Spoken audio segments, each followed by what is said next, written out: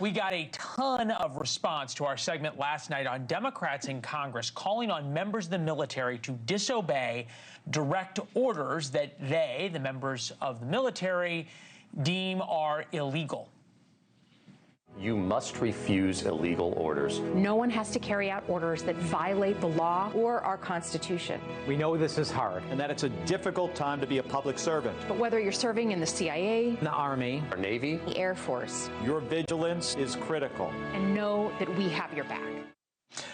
Lots of parts of this to break down. Bev wrote two war notes in reply about the Democrats' video. Really rich that Democrats are asking military to defy orders when they voted no to fund the military during the shutdown. Too ironic. It is ironic, Bev.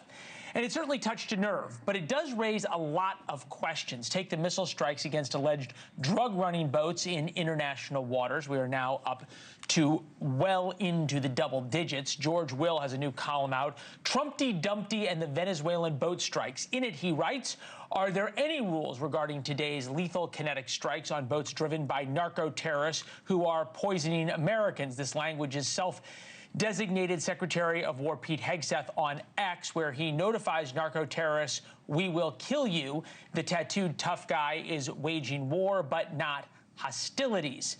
Mr. Will, senior political contributor, Pulitzer Prize winning columnist, joining us. Now, I think that we should just give you an award for the record number of quotes in a small sentence.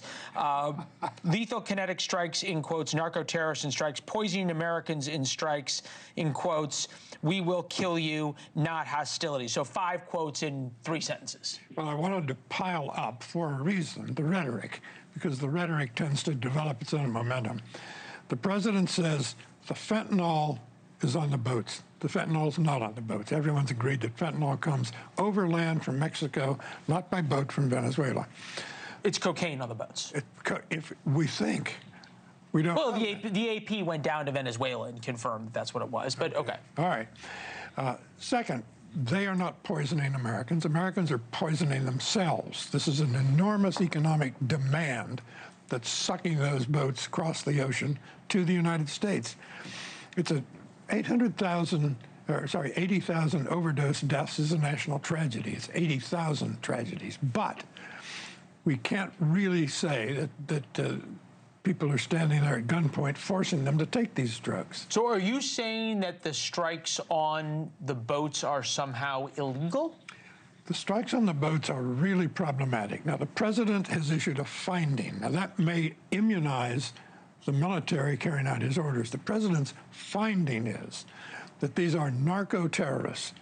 Terrorism, Leland, is the random violence to spread fear and terror. Cocaine trafficking is commerce. It's not narco-terrorism.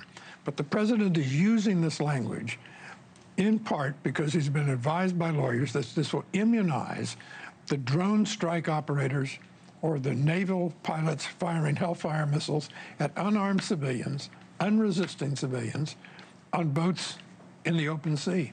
Why we are not sending the Coast Guard down to do this, I do not understand, because they're very good at sea interdictions. Or sending the U.S. Navy down to do the very same thing. But we said for a long time on this show that we should start treating the cartels like terrorists. This is roughly a 9/11 every couple of weeks in terms of the number of deaths in America. And you can't deny that the cartels themselves involve themselves and direct large-scale indiscriminate violence to induce fear and to take over territory and to protect, as you say, their commerce. In a sense, I guess they are terrorists of a different vein, are they not? I just think we're blurring important distinctions between crime and war. If we start using the word terrorism for people who are not in the business of random violence for the purpose of spreading fear. They may use violence. They certainly use violence. Well, they use it to a political means. They want to take over countries. They control most of northern Mexico. They do. They're state actors. They do. And that is Mexico's problem, and we ought to do whatever we can to help Mexico to deal with it. I understand the slippery slope argument. There was a reason Tom Clancy wrote a book, Clear and Present Danger, about just the thorniness of what you are describing. In Clancy's book, of course, it was done clandestinely. and with deniability. This is being done overtly. I guess you can argue which way it is better. But the American people seem to like it because Donald Trump has the highest approval rating for foreign policy of any second-term president in the 21st century. Take a listen. Approve of Trump on foreign policy at this point in term one. Look, Donald Trump was just at a 35% approval rating, up like a rocket. We're talking about 43% now. That's an 8-point rise. On the net approval rating, we're talking about a double-digit rise. The American people like much more of what they're seeing from Donald Trump in foreign policy in term two than they did in term number one. The American people, what they really like about Donald Trump is things happen. It can be tearing down the East Wing, whatever. They just like it, the fact that things get done. Now, it's a little late in the history of modern man from the 20th century on to say it is inexcusable to target civilians. Well, March 9th,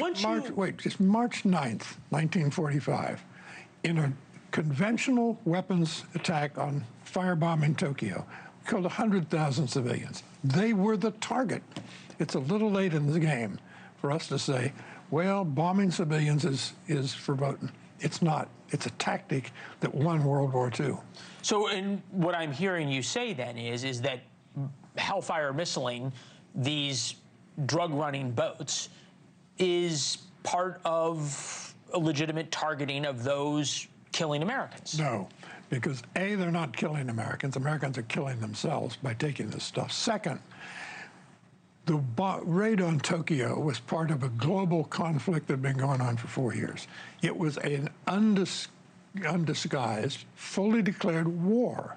This is not war. And when you begin to erase the distinction between fighting crime and waging war, you're in a very murky moral fog. So that is the point that Democrats are trying to make with this video, which is saying now, basically, here is a license, and, quote, we will have the backs of those who defy what they determine to be illegal orders. Jason Crow was on Fox News earlier. Here you go.